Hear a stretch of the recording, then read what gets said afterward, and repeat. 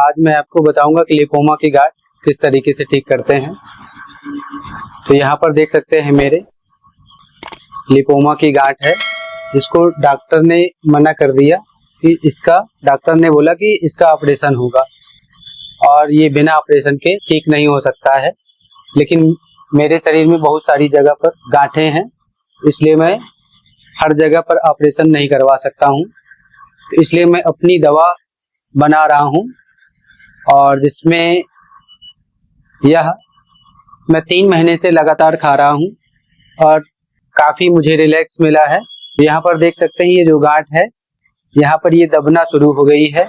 जिनको भी इस तरीके से लिपोमा की गांठ है वह यह दवाई बनाकर खुद से बनाकर खा सकते हैं और चाहें तो आयुर्वेदिक डॉक्टर से भी आप सलाह लेकर खुद बनाकर आयुर्वेदिक डॉक्टर से सलाह लेकर बनवा भी सकते हैं और उनसे भी दवा आप ले सकते हैं और यदि चाहें तो खुद बनाएं। तो आइए मैं आपको दिखाता हूं किस तरीके से आप इस दवा को बनाएंगे। तो यहाँ पर देखिए ये अर्जुन की छाल है, जिसको मैंने इस खलबट्टे में कूट कर और कूटने के बाद इसके बाद मिक्सी में मैंने इसको पीसा है। यहाँ पर ये देख सकते हैं मिक्सी है, तो मिक्सी में मैंने इसको पीसा है और पीसने के बाद इसको चलनी से मैंने चाल लिया है। इसको चाहें तो आप और बारीक भी चाल सकते हैं।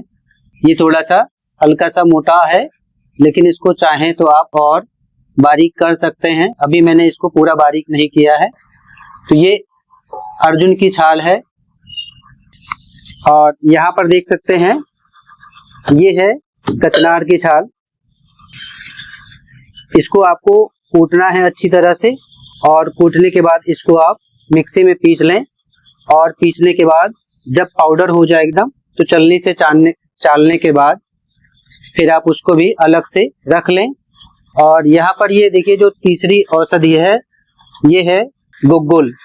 इसे बहुत से लोग कचनार गुग्गुल के नाम से जानते हैं, लेकिन आप इसको पंसारी की दुकान पर जाएंगे या आयुर्वेदिक स्टोर पर जाएंगे और मांगेंगे कचनार की छाल और अर्जुन की छाल और कचनार गुग्गुल, तो वह आपको दे देंगे। और इन तीनों चीज़ों को लाकर आपको कूट पीस कर दवा बनानी है। इसमें काफ़ी मेहनत लगती है, क्योंकि इसको धूप में सुखाना है और सुखाने के बाद इसको कूटना है, कूटने के बाद फिर मिक्सी में पीसना है और इसके बाद फिर इसकी आपको तीनों चीज़ों को मिलाकर दवा बनानी है। और दवा कैसी बनानी है, तो दवा गुल है या जिसे गुग्गुल के नाम से जानते हैं, इसको घी में भून ले अच्छी तरह से और भूनने के बाद फिर इसको आप ग्राइंडर में पीस लें और पीसने के बाद फिर इन तीनों चीज़ों को मिलाकर किसी कांच के जार में बनाकर रख लें और रखने के बाद इसको सुबह शाम खाने के बाद, सुबह के समय आप खाली पेट ले सकते हैं और शाम के समय खाने के बाद ले सकते हैं। और इसको आपको खाना किस तरीके से है, तो इसको आपको लगातार दिन में 2 बार खाना है और लगभग 3 महीने तक लगातार खाना है। और 3 महीने बाद आप 10 दिन के लिए इसको ब्रेक दे दें।